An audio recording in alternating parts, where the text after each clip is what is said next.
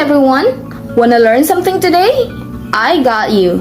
Let us talk about the concepts of physical training. So what is physical training? Physical training is the systematic use of exercise to promote bodily fitness and strength. Regular exercise and physical activity promote strong muscles and bones. It improves respiratory cardiovascular health and overall health as well. Staying active can also help maintain a healthy weight, reduce risk of type 2 diabetes, heart disease, and reduce your risk of some cancers. This physical training involves various principles and methods appropriate for an individual's capacity to undergo such activity. Now, let us discuss what are the training principles. So the training principles consist of 9 principles, namely the specificity, overload, progression, reversibility, frequency, intensity, time, type, and moderation. Specificity. When we say specificity, it means that training must be matched to the needs of the sporting activity to improve fitness in the body parts that the sports uses. For example, if you are a runner and consistently placing a cardiovascular demand on your body, the body will respond by improving its cardiovascular fitness. Another example is if you are an Olympic weightlifter. Your body will adapt by improving its muscular strength and power, but not its cardiovascular system like the runner does. The next principle is the overload, which states that the fitness can only be improved by training more than you normally do. Therefore, you must work hard.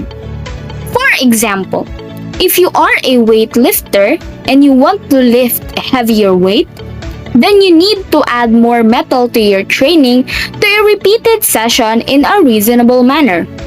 But take note, if this is abruptly done, this will cause injury. Therefore, we should have to make a gradually overload exercise. The third principle is the progression.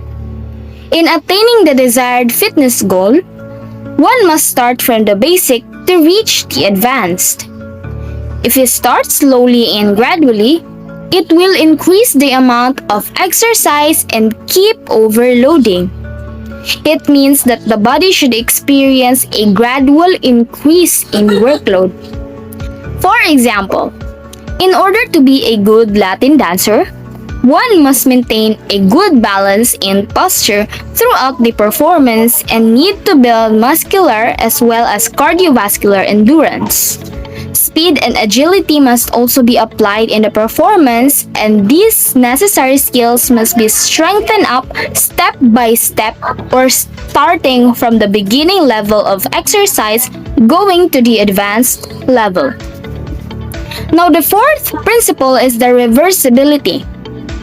It is any adaptation that takes place as a result of training will be reversed when you stop training. If you take a break or don't train often enough, you will lose fitness. An example of that is the illustration. As you can see, healthy fit man suddenly changed and lost its weight after he stopped exercising and training. And that's an example of reversibility. Now, if you're planning to do the training, use the FIT principles, which stands for frequency, intensity, time, and type. For the frequency, this refers to deciding how often you train. It could be 3 times a week, or it depends on your preference. Intensity, however, is choosing how hard you train depending on what your body can, of course.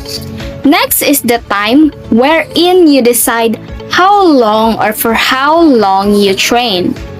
And the last for the FIT principle is the type principle, where you choose how hard you train.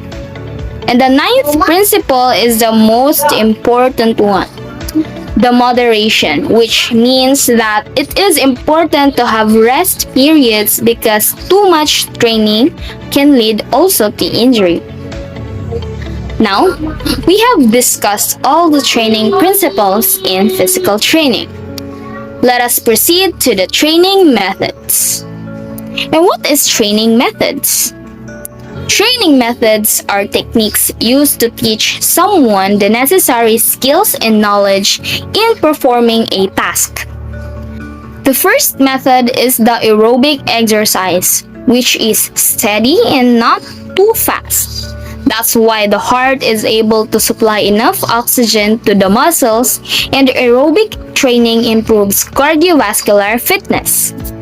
The second method is the anaerobic exercise, which means that the exercise is performed in short, fast bursts where the heart cannot supply enough oxygen when lactic acid is produced.